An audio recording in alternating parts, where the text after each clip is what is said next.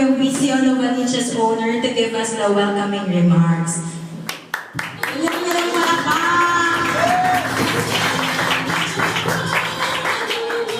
Wow! Power! Good morning! Ay, grabe, ang lakas ang networker talaga! Good morning, Ulitika!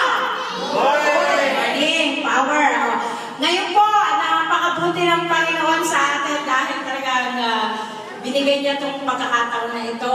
Thanksgiving natin sa Kanya. The whole year na naman na bus-bus na pagpapala na ibinibigay sa bawat isa sa atin.